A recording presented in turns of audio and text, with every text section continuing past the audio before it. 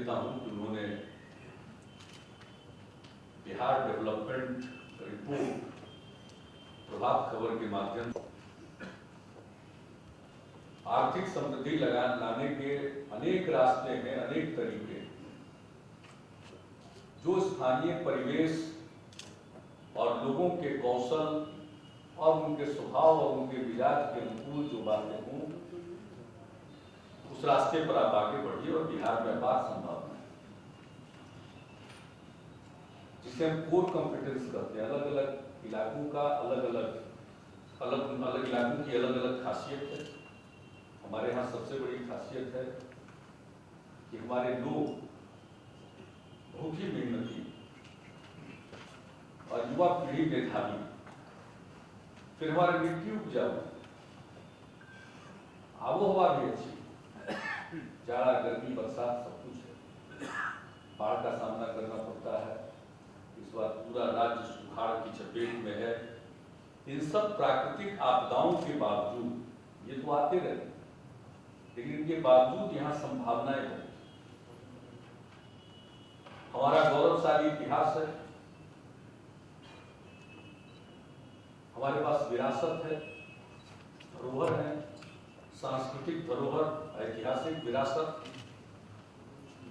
जहां स्वयं लोग आते हैं। आपने ठीक कहा, रिलीजियस टूरिज्म की बात,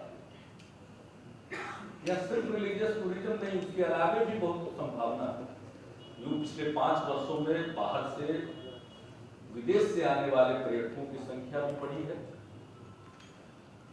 पहले कुछ हजार थे, अब वो 3.5 लाख के ऊपर हो चुके, और देशी पर्यटक की संख्या भी दोगुनी हो गई। पहले वो करोड़ को पार करने की स्थिति नहीं थी, वो करोड़ को पार कर। तो अभी सिर्फ बिहार के बारे में अब बुरी चर्चा नहीं हो रही है, सिर्फ इतने से लोग आने लगे।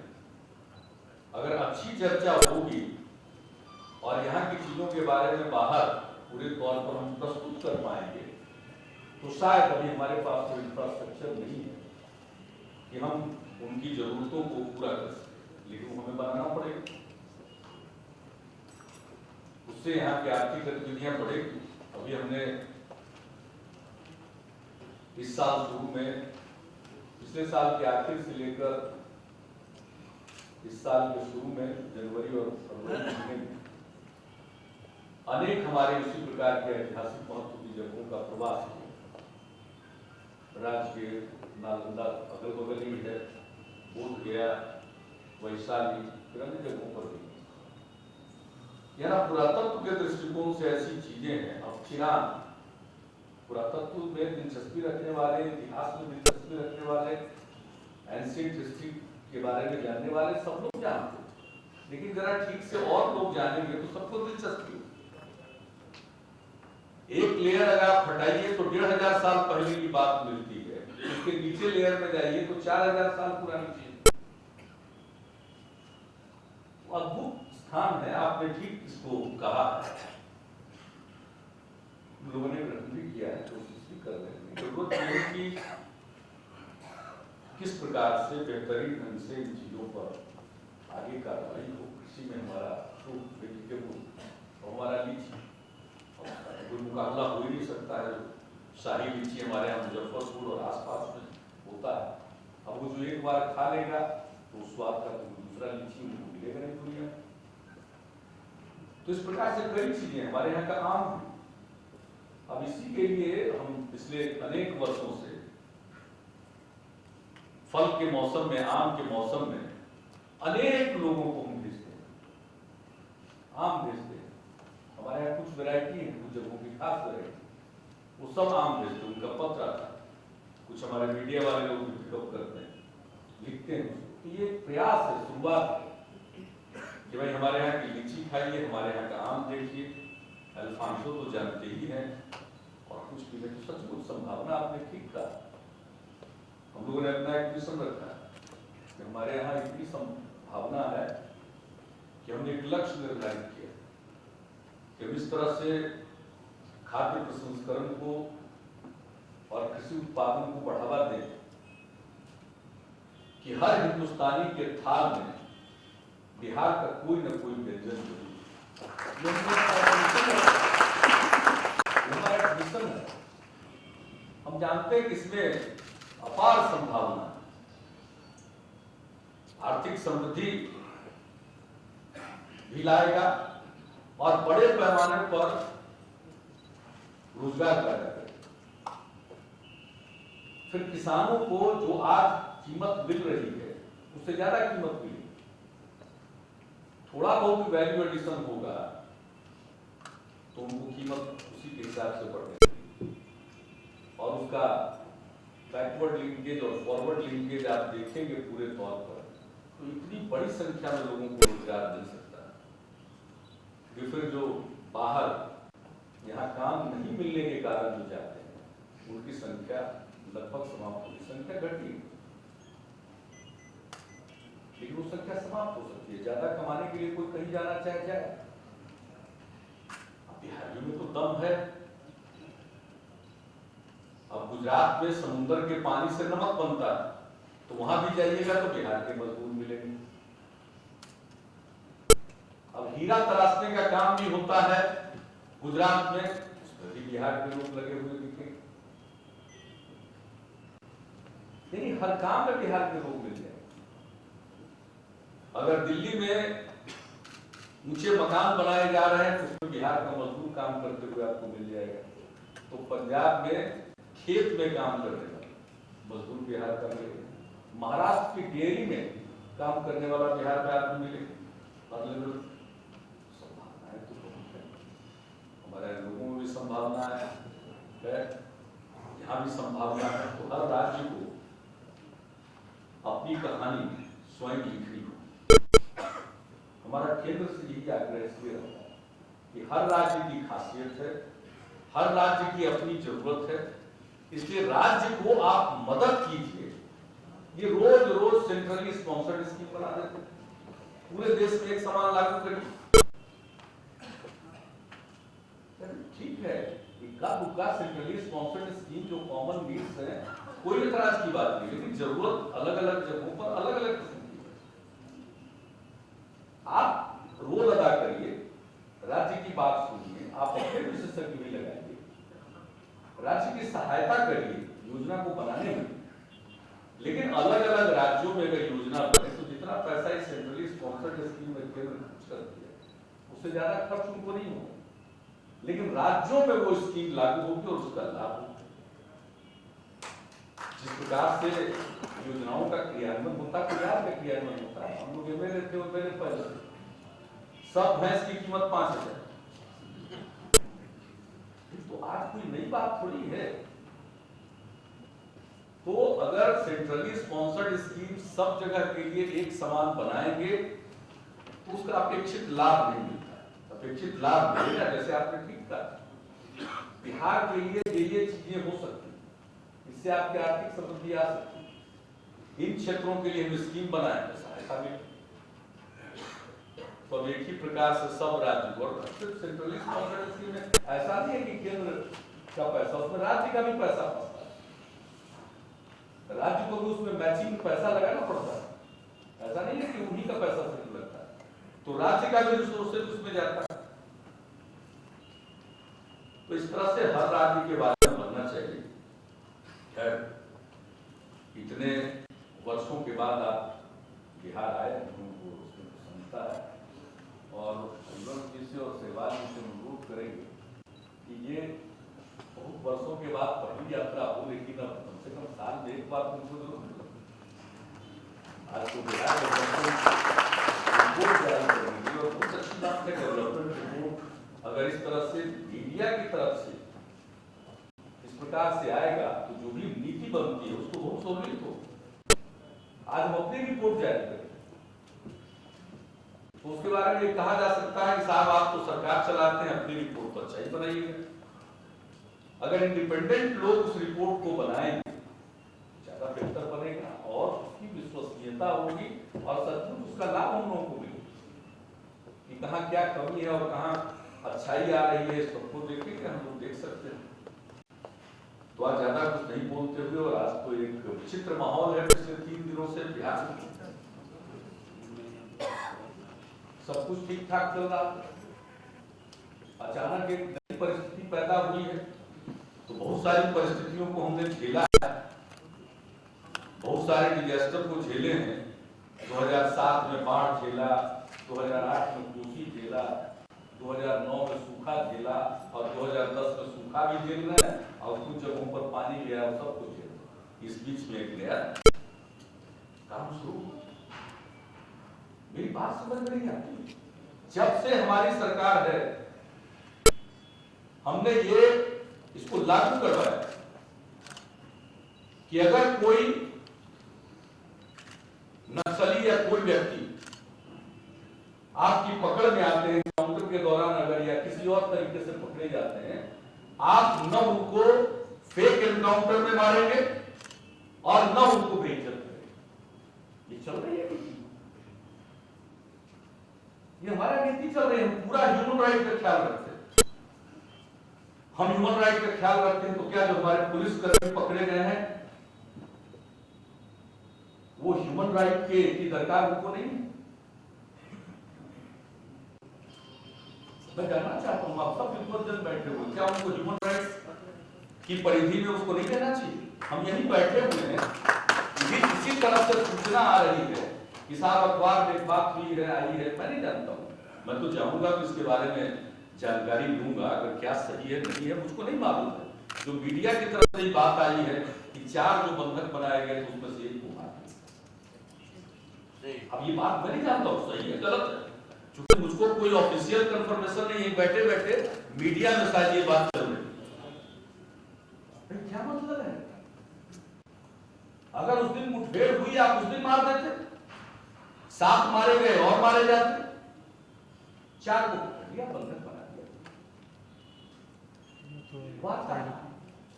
कौन बातचीत के लिए तैयार नहीं? हम सब तो तैयार बैठे हुए, हमारा दफ्तर है, बैठे हुए। कौन बात करने के लिए आना चाहता? बात करे, और बात करने के लिए आने में और बात करके लौटने में किसी भी प्रकार का पुलिस एक्शन नहीं होगा। कौन सी बात पर बात होगी तय करें? अगर राज्य की सीमा से उसका संबंध हो तो हमारे राज्य की सीमा से, हमारे राज्य के से उसका कोई सरोकार हो तो बात करने की हमेशा तैयार रहता हूं। और अपनी तरफ से तो मैंने पूरे बिहार में इसको किया है और जगह जगह तो दोनों तरफ से चलती रहती है कार्रवाई। वो भी करते हैं, पुलिस वाले भी करते हैं, मुठभेड़ भी होती है। लेकिन ऐसा नहीं हो सकता एक बार मुठभेड़ हुई, यहां हमारे पूर्व डीजीपी बैठे हुए हैं और एक व्यक्ति को गोली लगी, मैंने कहा इसको बेहतरीन इलाज के लिए आप लोग भेजिए, और इलाज के लिए बाहर भेजा गया बिहार से। हम लोग खुद ही पूरे ह्यूमन राइट का ख्याल रखते हैं। कोई आदमी अगर पकड़ में आ गया है तो भाई जब तक लोकतंत्र में जो कानून है, हम तो उस कानून को बदलने की हैसियत मेरी नहीं। आज जो कानून है उसके मुताबिक उनका ट्रीटमेंट होगा, उनके ऊपर जो भी है। भाई अभी तो लोकतंत्र है, सीआरपीसी भी है, आईपीसी है, जुडिशियरी है, मीडिया है। कल लोकतंत्र नहीं रहेगा तो कल्पना कर लीजिए, हमारे जो मीडिया के बंधु हैं, कल्पना कर लीजिए सिर्फ ये जो फ्रीडम है, ये जो इंडिपेंडेंस है, ये लोकतंत्र में ही पॉसिबल संभव है। ये लोकतंत्र की देन है। लोकतांत्रिक व्यवस्था में कोई खामी हो सकती है उसको दूर करें। लोकतंत्र में जनता के हाथ में सार्वभौम सत्ता है, जनता तय करती है। चुनाव के मैदान में अच्छे से अच्छे लोग आए, चुनाव जीत कर आए, सरकार चलाए। कभी सरकार अच्छे ढंग से चलती है, कभी उतने अच्छे ढंग से नहीं चलती है। जनता को 5 साल के बाद मौका मिलता है, सरकारें बदलती है, नई सरकारें बनती है, तो ये प्रोसेस है। लोगों का पार्टिसिपेशन है बहुत बड़ी संख्या में।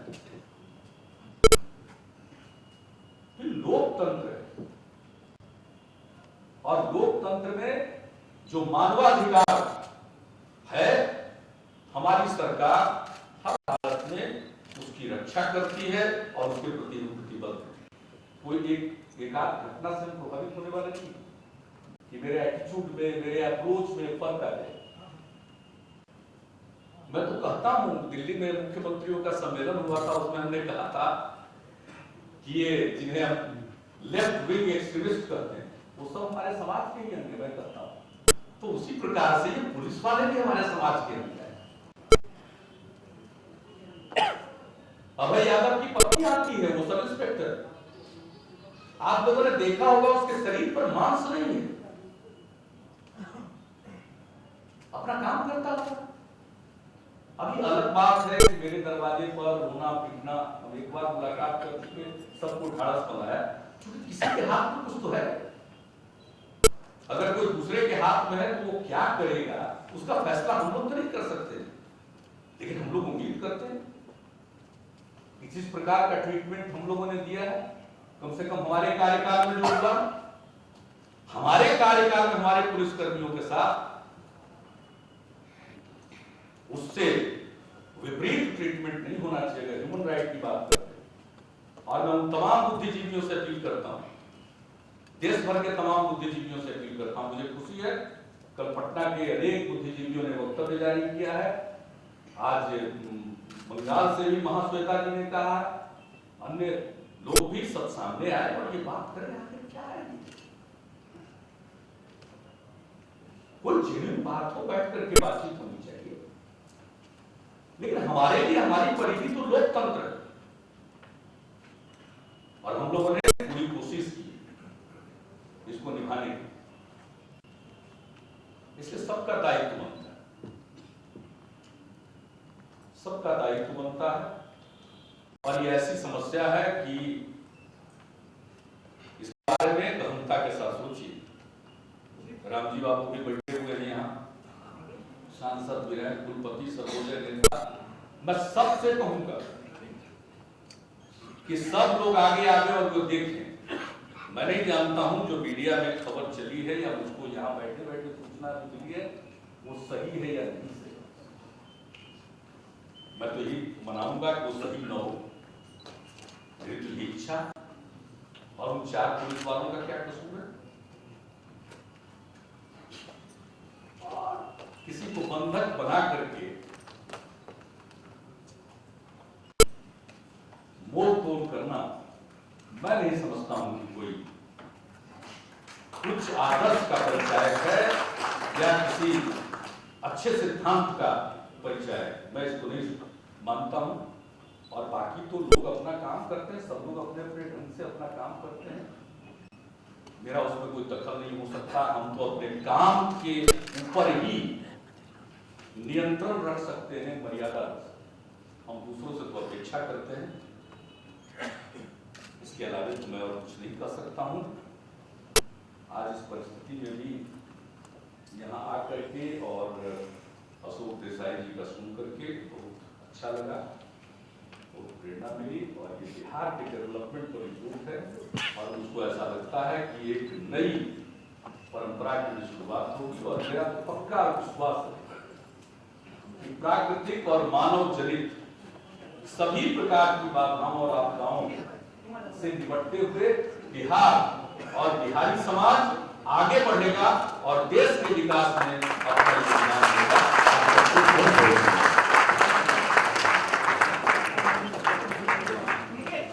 धन्यवाद। अब मैं प्रभात खबर के प्रभात संपादक श्री ट्राइपॉड लीजिए।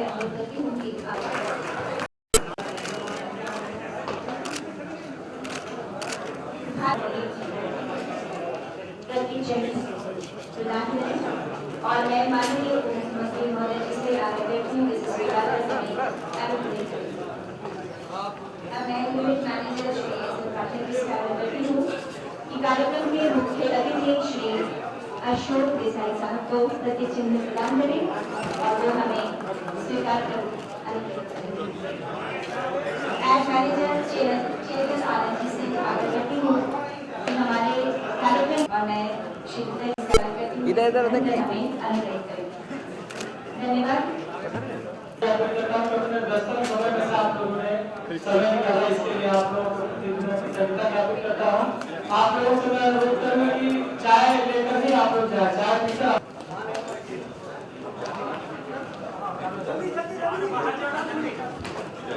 अभी तू छूट जाएगा।